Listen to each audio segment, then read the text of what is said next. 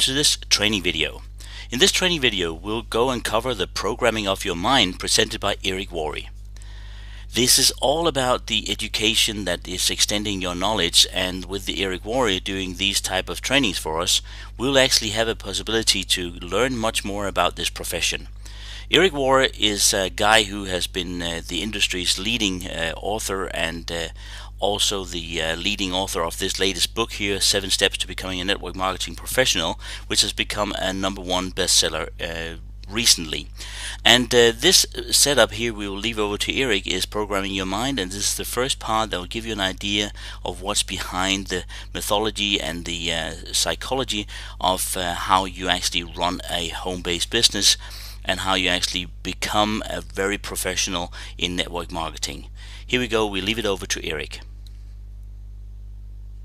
I'm going to show you something that happened in my mind, but would it surprise you to realize that you've been programmed not to succeed in network marketing? Would that surprise you? Starting at the age of 2, family, friends, co-workers, religious institutions, your boss, you've been programmed to fit into somebody else's model.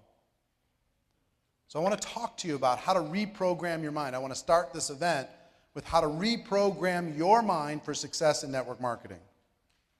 Does that sound like a good idea? All right. You got it? We good to go? Okay, cool.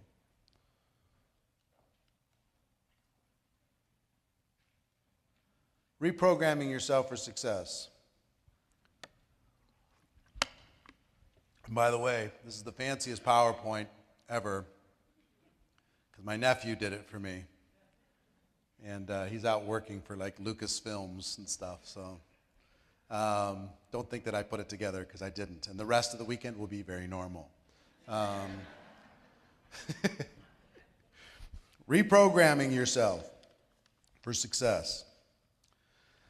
See, here's how this works. If you take a computer and you type a letter, right? But that letter has a typo in it. And then you print out the letter. You see the typo. So you take an eraser and you erase the typo. Right? So you've printed a letter, or you've written a letter, you printed it out, you got the typo, you erased the typo. Success, correct? You're going to go back to the printer and reprint. Typo's still there. How does this happen? So you erase even harder. This will do it for sure. You go to a seminar. This will fix my problem. The seminar. That'll erase the typo. Go back to print, you got the same issue. When you go home, I still got the same issues. At some point, you got to go back to the computer. You got to, in the programming itself of that letter, you have to change the typo. Then you can print it out and have the result that you're looking for. Does that make sense? See, most of you came to this weekend saying, tell me what to do. I'm here for my to-do list. Tell me what to say, what to do, how to dress, how to, wake up in the morning. Tell me what to do. That's why I'm here, because I want to become a pro. And that's fine. A lot of people, what they'll do is they'll focus on activity. If you draw a line in time, what most people will focus on is activity. What to do. And they think if they do that activity long enough, they're going to get a result. Right? Makes sense? And if they get those results, then the clicker will work. Then they can have the lifestyle. So what most people think, activity leads to results, results lead to lifestyle. So I need to correct my activity, and if I correct my activity, I will get the results, I will get the lifestyle. That's what this weekend is for. That's what this is all about. If I do this, success is guaranteed. Here's the challenge with that. There are more things than activity. The activity is the printer. Right? It's not the computer.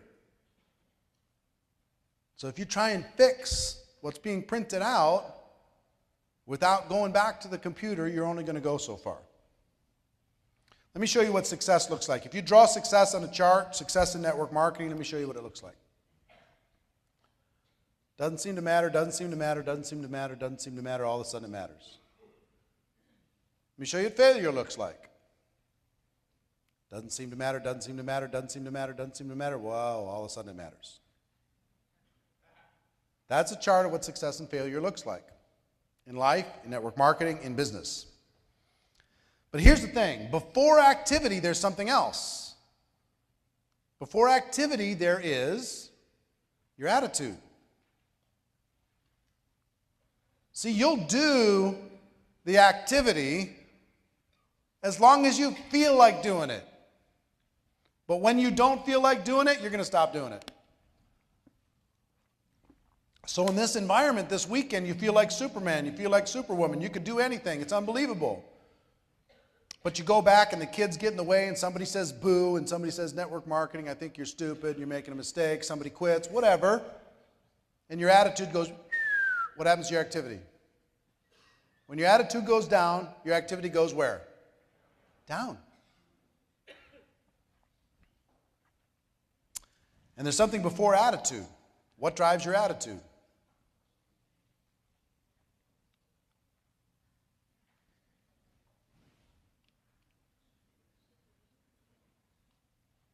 Your thoughts. What you think is important. But Jim Rohn would say your philosophy. Based upon your thoughts are going to drive your attitude. Your basic belief system is going to drive your attitude. If it's important to you, your attitude will be good about it. If it's not important to you, your attitude is not going to be so good about it. And before your thoughts is your programming. There's that computer all the way back there.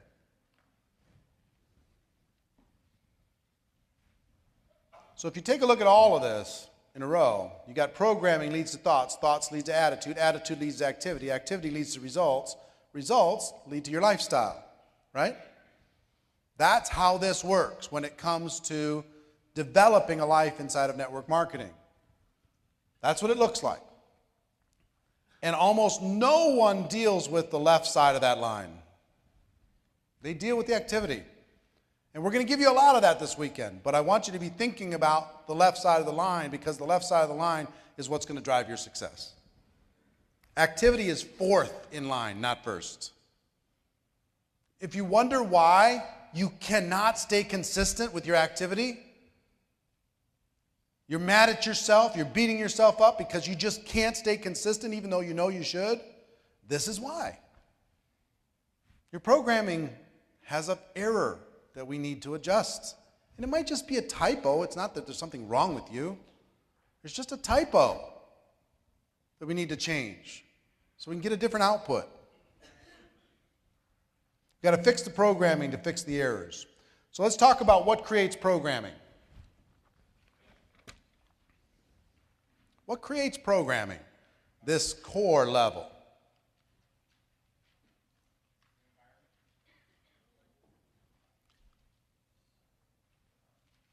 Your family. Your family's going to have a huge impact on your programming. Where you grew up, what was important in your family, your family's belief system, their thoughts about money, their thoughts about success, their thoughts about entrepreneurialism, their thoughts about everything affect you from the age of 2. Are they risk takers or are they not risk takers? Are they entrepreneurs or are they not entrepreneurs? Are they 9 to 5? Are they union? Is it a union family? Is it a non-union family? I mean, there's a million things. What's important to that family is going to drive your programming. Here's what else will drive it. Your friends have a huge impact on you. You can't outweigh it. It's just massive. Your friend's belief system will impact your programming. There's no question. Education. The educational system will tell you what you need to fit into, what you need to do, how you need to do it. You need to be part of the matrix. Here's what's good, here's what's bad. Draw inside the lines, don't draw outside the lines. Your educational system creates your programming. Your religion. What's good, what's bad. It affects your programming. You have to decide whether that's good or bad. I don't know what it is for you. Your culture. Your culture and media. I'll just leave it up there. Your culture. If you're from Egypt, do you have maybe a different programming mindset than somebody from Australia? If you're from Colombia, you might maybe think a little bit different than somebody from India. If you're from Russia, is that a little bit different than somebody from the United States? Yeah, your culture drives huge amounts of things. You know, you take a look at some cultures that make education a huge priority. Go to India, there's more MBAs in India than there is college graduates in the United States.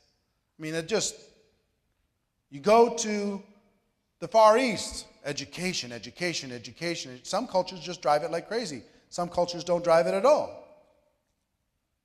Your culture, what's important, builds your programming. And the media drives every day. What is important to you? What you should buy, what you should think, how you should act, where you should go, what's cool, what's not cool. You know, talk radio is going to start to influence your programming. The television is going to start influencing your programming. The Housewives of Beverly Hills are going to influence your programming. The Jersey Shore is going to start influencing your programming. Heaven forbid. But it will, whatever you're watching. Constant negative news is going to influence your programming. What are all your inputs? So, laws of association says this. This is why your associations are so important. You're going to become the average of the 5 people you spend the most time with. You're going to become the average of the 5 people you spend the most time with. You're going to walk how they walk, talk how they talk, earn what they're earning, live how they live, read what they read, listen to what they listen to, go where they go, dress how they dress. You want a little test on the laws of association? Take the 5 people you spend the most time with, write down their income, what you estimate their income is. Average it, divide by 5. Add it all up and divide by 5. You're going to come up with a number. If you're not pretty close to that number, give it time. Because you will get close to that number. And I'll give you a secret on your laws of association. And some of the students I've worked with, some of my friends that I've worked with, they took this seriously and they changed their associations. When they changed their associations, they changed their life. The secret is this. You want to be at the bottom of your 5. You want to be in the lowest part of the economic ladder of your 5, the lowest part of influence of your 5. You do not want to have a posse. You do not want to have an entourage. I'll show you what happens when you have an entourage. If you're the most powerful person in the group, it's a problem. Be afraid. You need to be the least powerful person in the group if you want to grow. Here's why. When you do that, these people will pull you up. They'll pull you up. It's a natural byproduct. They will pull you up. The other side is if you're on top, what's going to happen? They're going to pull you down. I'm going to go crazy with this clicker, I'm telling you. They're going to pull you down. They're going to pull you down to their level. It's automatic. This is a law. It's not, some concept just thrown out there. Test it. Find out what I'm talking about. Find out if it isn't true. So, one of the reasons why I created Network Marketing Pro was to be one of your 5. To just be a friend, to just be somebody who will challenge you, push you, drip on you instead of negative media, positive influence. Putting together an event like this that'll challenge you, push you, make you grow. If you have one of the audio programs, for me to be in the car whispering in your ear, telling you you've got better in you. You've got greatness inside of you. You've got talents and skills inside of you. You can do better. You can grow. That's why. To be one of the 5. But you got to think about the 5. And if you're scared of your 5 right now, there's a couple things you can do. 1, don't spend as much time with people of low influence. Spend a little less time with people who are not bringing you up. Instead of 2 hours, 2 minutes. Instead of 2 days, 2 hours, Be very careful of the time that you're spending because it's having an impact. Whether you see it or don't. Influence is unbelievable. I'll give you an example of influence. Come here a second, sir. It's Albert, right? Yep. Hi, Albert. Come here. This is Albert. Say hi, Albert. All right, let's say your goal is that camera right back there. Yes, sir. And I'm just one of your 5. Okay? And I'm going to walk with you on that path. Okay. And you're going to go to and you're focused on your goal. Okay, I want you to stay focused on the goal. And I want you to start slowly walking towards your goal. Okay? And I'm with you. I say, Albert, there's a really good movie out that we want to see. And keep going. You got your dreams and your goals. And there's this great barbecue place I want to go check out. And do you see this magazine? This really cool magazine. Look what happened to Paris Hilton. It's unbelievable. And look, a bird.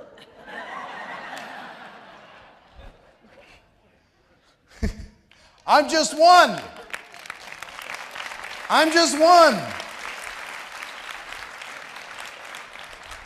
Now come here, Albert. You think I'm joking? You think that's not real life? One friend can do that. Turn around again. Now again, I want you to walk and I want you to get distracted and I'm going to be a different friend. Okay? Let's go. No. No. No.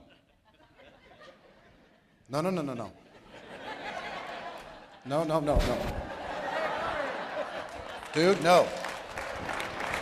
We're going here. Got it? No. Give Albert a big round of applause, will you?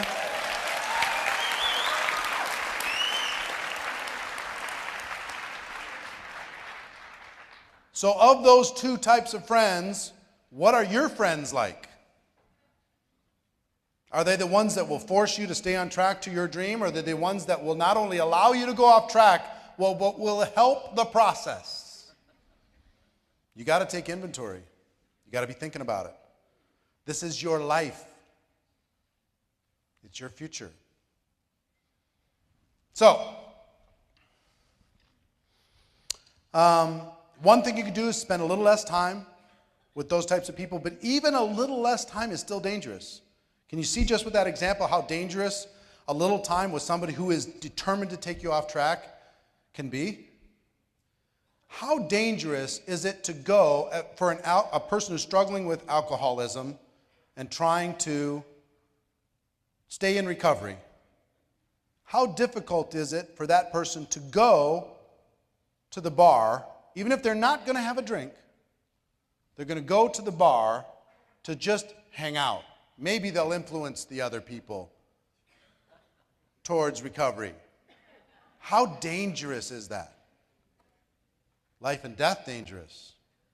They get in that environment, one drink, and they could destroy years and years and years worth of work and have to start over. So they know that they can't afford it. You need to know that you can't afford it if you want to get better. Okay? So the second thing you might need to do until you gather enough strength is disassociate with that super toxic person. Don't spend as much time. Be busy in other places. I mean, some people are so influential around you that they can quickly get you thinking bad thoughts within minutes. You got to be careful of that. But the biggest thing is expand your associations. Get around people like this. Get around people who push you, challenge you. Watch your Network Marketing Pro shows. Read a good book. Whatever it is that will feed your mind. And then a trick that I learned about this, because most people aren't ready to have wholesale wipeout of their 5. They do the list and they go, oh boy, how am I going to do this? Here's what I know. About every 90 days, one of your 5 will change. About every 90 days. Somebody's going to get a new job, or somebody's going to move someplace else. Somebody's going to, break up and not be part of the circle, break up with their significant other. Somebody's going to have a new boyfriend, new girlfriend, whatever, and it's going to shake up your 5. A new neighbor's going to move in, an old neighbor's going to move out. Something's going to happen. When that happens, consciously choose who you're going to try and put in your 5 in that spot. Don't let it just fall in on convenience. Okay? Really important. All right. So how do you change? How do you change? How do I change the slide?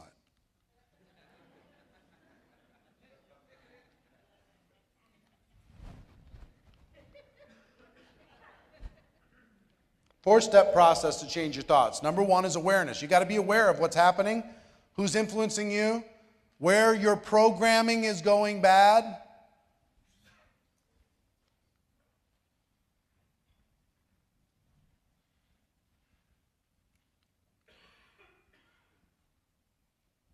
You're killing me.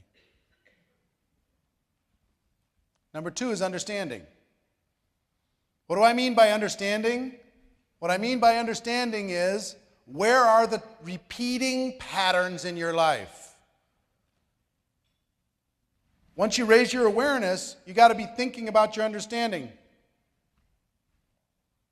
And understanding, here's what I mean by understanding. Where's my repeating patterns? Every time this happens, then this happens. Every time I get a little bit of money, then this happens. Every time I build up a little group, then they fall apart. Every time I am focused at an event, I go home and I lose my focus. Every time, every time, every time. What's the repeating pattern in your life? 3 is going to need to be disassociation from the negative influences that are contributing to that. And 4 is reprogramming your mind. Working to reprogram your mind.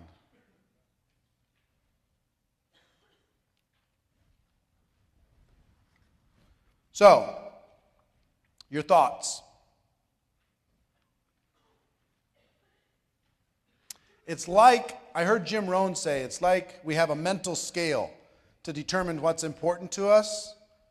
On one side of that mental scale, we have life's distractions.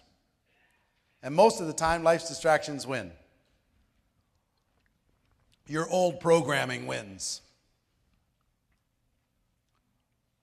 But here's what happens. We get an idea, we put it on our mental scales, and if that idea is more powerful, heavier than life's distractions, then we're going to take action on that idea. If it's not, if it's lighter than life's distractions, in other words, our programming says it's not that important, then we're not going to take action on that idea. It's as simple as that. If the idea is heavier, we take action. If the idea is lighter, we don't take action. That idea, how we think about that idea has to do with our programming and what we're feeding our mind. Tradition, etiquette, values, that can drive a lot of your thoughts. Your culture.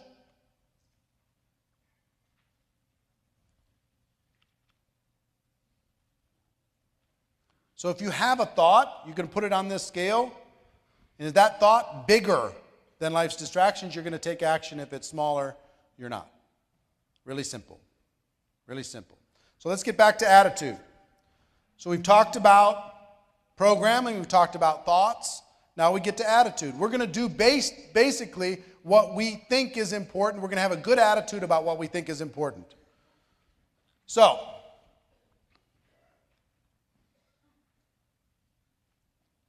you know what I'm just going to say next? I'm tired of clicking this thing. Okay? Cool. There's 4 important attitudes that you need to think about. Next. Attitude number 1 is about your past. How do you feel about your past? How does that drive you? How does that affect you? There's some of you that have come into this weekend beating yourself senseless over the mistakes that you've made. Yes, I could be successful, but I've been in 8 companies. You don't understand. Yes, I've destroyed my warm market. I could be successful, but my warm market is dead. Yes, but, with my upbringing and the way I was raised, it's so hard for me to understand success and embrace the future. Yes, but, I've had failings and bad relationships. And yes, I'm too fat or I'm too thin or I've made these different choices and I've done bad things in my past. Whatever that happens to be. What I want to say to you is use your past as a school. Go to school on your past. It's led you to where you are today. I was talking with Joshua. He went through some hard times 3 years ago, 4 years ago. But he had to go through those hard times to be where he is today. He would not be where he is with the group that he has and the organization and the success and the growth and the family and everything if he didn't go through that pain. That was part of his journey. It was part of his learning process. So think of it as part of your journey. You're going to be fine. Use your past as a school. Don't use it to beat yourself up on. All of us have a past. We get to decide how much weight we give it when it comes to our chances for a future. Okay? Next is how you feel about the future. You're going to be pulled in one of 2 directions. And I can tell, talking to a person for 5 minutes, which direction they are focused on. If I talk to somebody for 5 minutes, I can say they're focused on their past and they're living there, or they're focused on their future.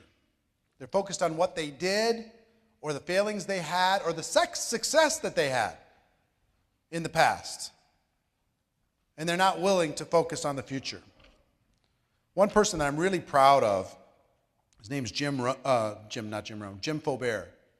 Jim Faubert. Anybody heard the name Jim Faubert? Jim is a legend in network marketing. A legend. First person to make $100,000 a month in a breakaway compensation plan back in the early 80s with Herbalife. 3-level payout. $100,000 a month. 1982, 83, whatever it was. Had that huge success, had some things happen. He went off, started his own company, had some problems with that company, had a partner in Mexico that stole his company from him, filled out false papers, and ended up owning the company, which is still a successful company today. Jim was left out. And Jim lost his way. He lost his way. And he will tell you this. Jim became what anyone would call an MLM junkie. He was in 40, 50 different deals. Every few months he'd be talking about some other thing. And everybody said, what happened to Jim? And about 4 or 5 years ago, he had a revelation. And he decided, and he was living where? In his past. But don't you understand what I did and the success that I had and all these things? And he was trying to chase the past for 20 years, or 15 of them. And he decided, it was a spiritual experience that he had. He was broken to his knees, literally. and said, you know what? I'm going to let go of the past. I'm going to take the good. I'm going to let go of the bad. I'm not going to look there anymore, and I'm going to focus on the future. You know what else I'm going to do? I'm going to put my work clothes back on. I'm not going to pretend that I had some resume that entitles me to something. I'm putting my work clothes back on, and I'm just going to pick a company, and I'm just going to work. And I'm going to do what I know how to do, and my future is stronger than my past, and I'm going to make it so. And he started with no special considerations, no organization, having this reputation as a junkie, all of this stuff. And today he makes and he's just built it step by step by step by step by step by step. And today he's got a very successful organization. I think he's making about $70,000, $80,000 a month. 4 years later, he changed his focus. Some people get hurt in MLM. I've been hurt. I've had my heart broken. And for years I focused on telling the story of who did what to me and why that wasn't fair. And what that was focusing on the past. And then I let it go, and I put more love in my heart, and I let go of all those heartbreaks and disappointments, and I started to focus on the future, and then everything changed for me. It can change for you too. Okay? All right, good. Next, please. How you feel about each other is really important. How you feel about the past is one thing. How you feel about the future is another thing. How you feel about each other. We need each other. We need to care about each other. Care about the people in your organization. They're not just the ends to or means to an end. They're people with hopes and dreams and lives. And when you change how you feel about each other, knowing that we all need each other, and you're not so cool and you're not the most amazing thing ever. Yes, you might be the leader. You might have a bigger pin, but that's just a little bit farther ahead around the track. It's not because you're faster or better or more amazing. Your job is to transfer that belief to that next person, to care about each other. Also, I would say, can I give a commentary on network marketing, the network marketing profession? There's a lot of friendly fire in network marketing. We take enough shots from the world being ignorant and judgmental and harsh. We don't need to take it from each other. I understand that you might be proud of your company. I understand you might be mad that somebody left your company and went someplace else. I understand that you might be irritated at seeing somebody bounce from thing to thing. But what I would ask you to do is have a different level of maturity. I have a dear friend who thinks anyone that's not in his downline, who's been in more than one company, is an MLM junkie. If they're in his downline, he'll ignore it. He'll give them a pass because, they're in his downline. But anybody outside of his downline, if they've been in more than one deal, they're an MLM junkie. Really? He's been in 6 deals. I'm glad he's successful now. I am. I'm glad. Jordan Adler went through what? 12 companies? Never signed up a single rep. What would you call him? MLM junkie? Today he makes $1 million, $2 million a year. He has a good life. He needed to find his way. We don't need to take shots at each other. We need to support each other. And there were times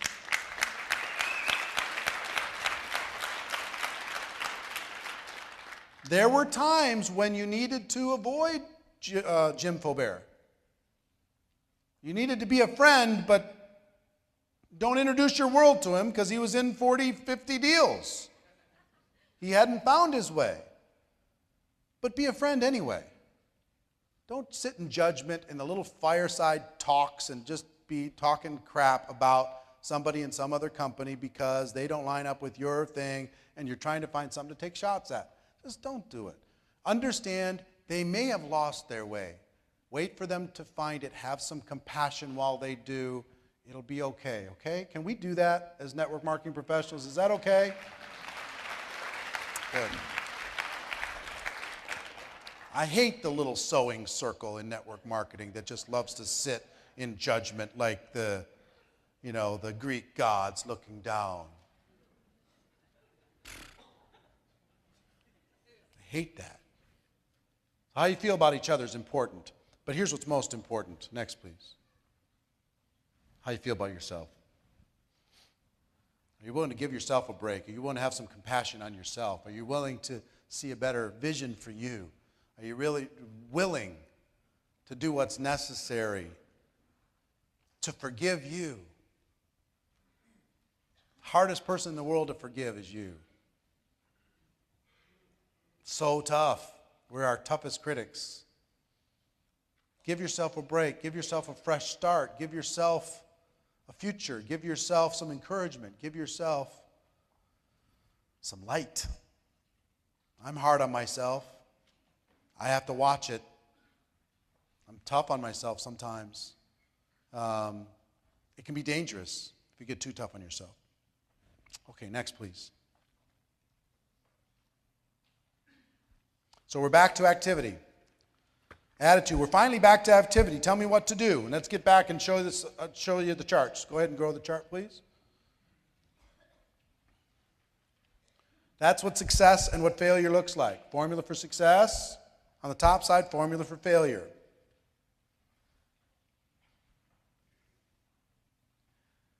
And here's the thing that's a fake out. When you look at this chart, when you start that line in time, the line in time, the difference between success and failure, you can't tell. That's the fake out in network marketing. You can't tell between the person who's doing the right thing and somebody who's not doing the right thing. Next, please.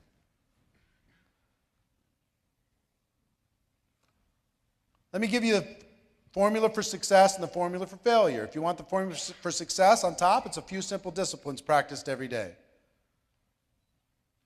The formula for failure on the bottom is a few errors and judgments repeated every day. It's just little tiny things. The successful person does those few simple disciplines. Why Jim Faubert succeeding today? He's doing the few simple disciplines, and he's not repeating those few errors in judgment, and over time, that's turning into a future for him. If I was to interview the top earners in this room, they will say it's just a few simple disciplines that I repeated over time. And it's a few errors in judgment that I avoided over time. That's what got me there. Next, please. So if a person does the activity on the top, one person, hands out a tool in the last 24 hours. Next. And the other person doesn't. You can't tell the difference. They both come into this room. Some of you have passed out a tool in the last 24 hours. Some of you haven't, and I can't tell. I don't know who did and who didn't. Somebody used the product, next. And somebody didn't. Can't tell. Don't know today. I might know in 3 months. I might know in 30 days. I might know in 2 weeks, but I can't tell today. Somebody attends the meeting, next. And somebody doesn't. Somebody does a 3-way call with a prospect, next. And somebody doesn't. Somebody has a home meeting, next. And somebody doesn't. You almost can't measure in that short period of time. Somebody doing the action and somebody not doing the action. So it seems like it doesn't matter that much. So you are tempted to stop doing it. Because the other person's having fun and you're not. You're doing the discipline, they're doing the error and judgment, they're having fun. You have delayed gratification, they get instant gratification. Well, who would prefer instant gratification? Everybody. Next, please. Next. Next. Next. Next. All right.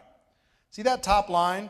Here's what I will tell you. If you do this, it's going to be lonely. And if you stay on the discipline side, it will be uncomfortable for a period of time.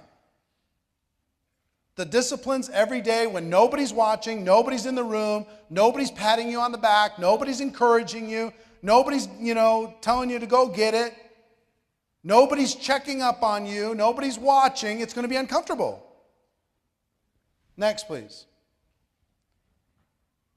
And at the same time, the people who are engaging in your business, in the errors and judgment, it's comfortable. They're hanging out, they're having fun, they're going to the parties. So it's hard because when you're staying home and you're doing the work and somebody else is going to the beach, and you can't tell the difference, they're making about the same amount of money as you're making in network marketing, it's hard to stay doing the disciplines. It's hard. Next, please. Here's why it's hard. For every 20 people, even in your business, 19 of them are following the errors and judgment. Next. 1 are following the disciplines. 1 out of 19. So do you feel sometimes that you're weird in network marketing? I guess I'm just different because other people in network marketing, they're not doing what I'm doing. I'm doing the home party. They're going to the movie. I'm making the calls. They're reading a magazine.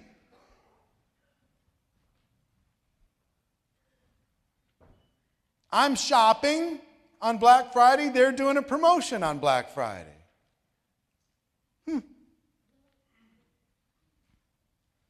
Here's how I know somebody's in the 19. You want to know how you can figure it out? Because they don't wear special clothes, but they do special things. Here's how you find out. Next, please. Blame. Next. Justification. Next. Complaining. You talk to somebody in your group, and if it starts coming out of their mouth, yes, but this, yes, but that, oh, but you don't understand, I just had this thing, I couldn't get a sitter, justify, justify, justify. My upline wouldn't help me, I couldn't find anybody for a three-way call, blame, blame, blame. Well, if the company would just open up in this other market, or if they'd improve this product, or if they'd change this price point, complain, complain, complain. The people on the top end of that curve, the 1 out of the 20, they're pretty quiet when it comes to that stuff. They're too busy working to be complaining. So if you find yourself, but hey, somebody's got to complain, otherwise nothing gets changed. Justify, justify, justify. Let it go. Get to work. Company will figure stuff out. They know what the issues are. They don't need you to point it out. Trust me. They know what needs to happen. On the top side, next. Those people just take responsibility. And they keep doing the thing, and doing the thing, and doing the thing, and doing the thing. When it doesn't seem to matter, and nobody's watching, and nobody cares. Here's what happens on the error side. They keep complaining, they keep justifying, they keep blaming, they keep going through that process, saying, yo, I'm in network marketing, I want a future too. And here's what happens. What started to feel comfortable, next please, becomes uncomfortable. Becomes uncomfortable. That's when they quit. They didn't do the discipline, didn't do it, didn't do it, didn't do it. Blame, justify, complain, blame, justify, complain. Errors and judgment, errors and judgment, errors and judgment, errors and judgment. They fall off the face of the earth and they're done. They quit. But when they quit, they're very good at justifying it because they reach out to the other people in their circle of friends who are in the 19, and they say, well, what do you think happened? And the rest of the 19 say, it's not your fault. We're thinking of quitting too. You can only do so much. We gave it everything we had, didn't we? No. You went to the beach. You went to the movies. You went to do everything necessary to avoid doing the work and following the disciplines. Or maybe you did the disciplines for a few minutes and then you lost faith. Because here's the thing. You know the saddest thing in the world of network marketing? See where the green drops are? A person goes that far doing the disciplines, and they don't see that big a difference between them and the failures, and they say, enough, I'm not doing the disciplines anymore. I mean, this is crazy. And they give up there, and they join the 19. And they say, you know what, you're right. When they're a few disciplines away, a few steps away from freedom. That's the biggest heartbreak in network marketing. See, some people say the formula for success in network marketing is to never quit. Not true. You can stay on that failure line, not quit, and still fail. You have to stay in the game. That's the only thing that'll guarantee that you don't succeed is if you quit. But to succeed, you must commit to the little disciplines practiced every day to be able to create a future for yourself, because what was comfortable with the errors became uncomfortable. Next, here's what happens to the other side. What was uncomfortable becomes comfortable. My $1 million earner friends would tell you that's true. My 6-figure earner friends in the room would tell you, you know what, that's right. It was lonely, it was lonely, it was lonely. I had to find some other people on the discipline side that would give me some encouragement and be my friend and tell me that I'm on my right path. I had to surround myself with the right people, but now my life's good. John and Tiffany, where have you guys been in the last 2 weeks? Cayman Islands? Pretty nice, right? And then like 3 weeks ago, you're in Vegas, having fun. Life's pretty good. Life's pretty good. How much you make last month? $280,000. Life's pretty good.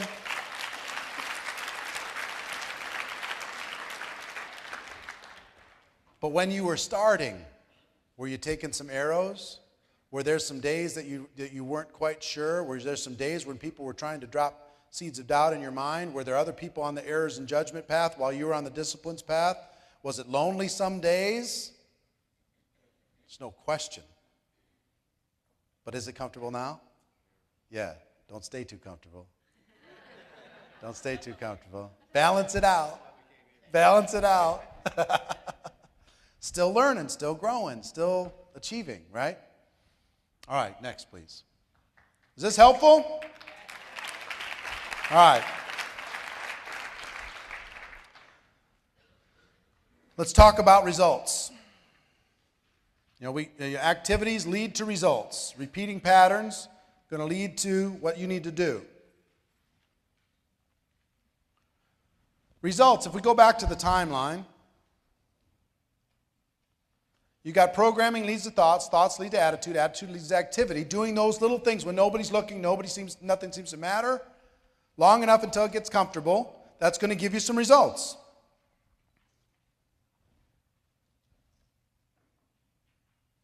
And here's what I will tell you. A lot of times, if you can go back and you can fix your programming, you're going to be in good shape because the program is going to drive the whole engine. But there are times when it will go backwards. If you do the activity if you do the activity long enough, you'll change your attitude about it. It can go backwards. If you're afraid of the telephone and you go make 1,000 phone calls, your attitude about the phone will probably change. If you engage in the discipline long enough, it can go backwards. Next, please. Your attitude will then start to change how you think about this. Next. And those thoughts will start to change your programming. I've done activities long enough that it actually changed my programming. There's a lot of things that I've done in network marketing that have gone backwards and reprogrammed based upon doing the action. Next, please. But here's a better way. Do the activity, get a result, take that, go back and examine your programming to see if there's either a fault or something that you need to encourage. Next. If you go take that result back to the programming, think about it. okay, what's really important to me? What's a core value? Maybe this weekend can help to shift some of that. Next, please. What most people get stuck in is this loop. They have a good attitude, they do the activity, they get a bad result, they go back and have maybe they don't do the activity, they wait. Their attitude is the thing that just drives this little loop, and they get stuck, and they don't ever go back and fix anything. Next, please. So now you get a good result, and the results are a byproduct of programming, thoughts, activity, and attitude and activity. That's what results are a byproduct of. It's natural, right? It's not just the activity, it's the rest of those things. Next. Lifestyle. Results allow you to go to the Cayman Islands. Results allow you to give to the causes important to you. The results allow you to care for others. The results allow you to have freedom. Live the life that you want. But there's a difference between just having money and having freedom. I will tell you this too. Results are an output. They're the print. But if your programming's messed up, you won't be able to keep what you get. Even if you're in the right place at the right time. I've dealt with this my whole life. I still have programming flaws in me about retained wealth. I do. I'm still working on it. I don't know if it's, I feel like I don't deserve to, because I've earned millions and millions and millions and lost or given away or spent, whatever, millions and millions and millions. By now, I should have $20 million in the bank. I do not. Why? Programming. Programming. So you can get some results, but that's going to, your lifestyle is also going to be dependent on your programming. You can be a person that has a lot of money, doesn't have a good life. You can be a person that has balance, lives a big life, or you can be a person that gets a lot of money, spends a lot of money, doesn't ever have anything. Always living in crisis mode because you're addicted to it. That's part me too. And I'm still working on that stuff. Still working on that stuff. So lifestyle isn't on automatic, kick out if your programming has some flaws in it. So you got to think about all these things all the time, okay? The reason why I'm saying this at the beginning is we're going to spend a lot of time on activity this weekend. What I want you to understand is this stuff is going to have a bigger impact than you think on your 2013. Next, please. Your lifestyle is a choice. Next, please. Programming leads to your lifestyle. Next, please.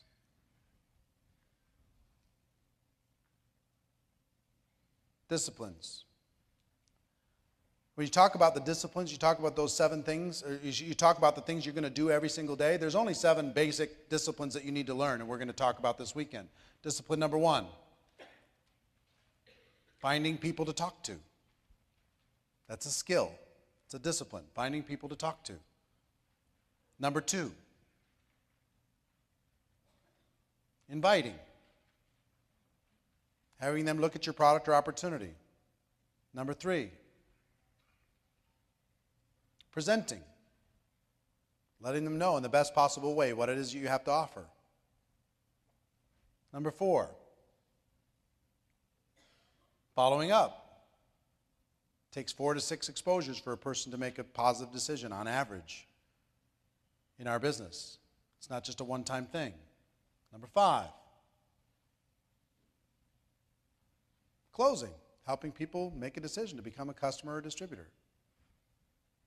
Number 6, helping a brand new person get started. Helping them join your business in the best, most efficient possible way. And number 7, building for events. Those are the 7 fundamental skill sets. When you read the book, that's what you're going to find is the 7 fundamental skill sets. You learn those skills, you'll be fine. There's leadership, there's other things you can add to it, but what you will find is if you learn those skills, you're good. If you don't learn those skills, you're going to keep repeating patterns until you do. Luck, timing, and positioning can go away for you, and you can step into a greater level of ownership of your life. Next, please. Let me show you something. You see this? Programming leads to thoughts. Thoughts leads to attitude. Attitude leads to activity. Activity leads to results. Results lead to lifestyle. I want to show you what this really is. You've seen it in a timeline, but here's what this really is. Next, please.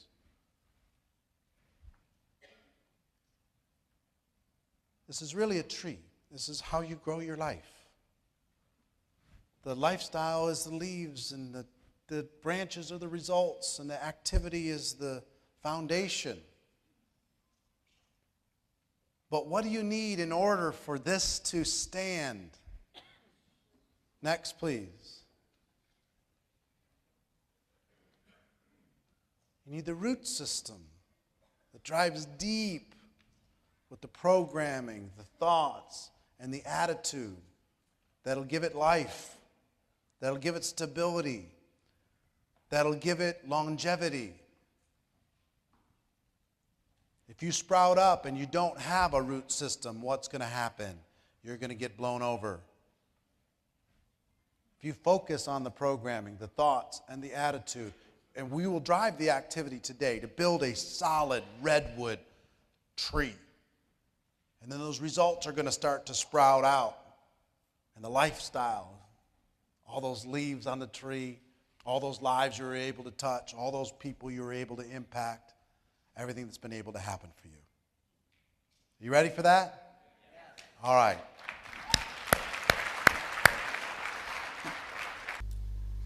All right, good stuff here from Eric, and I hope you all got good value out of it.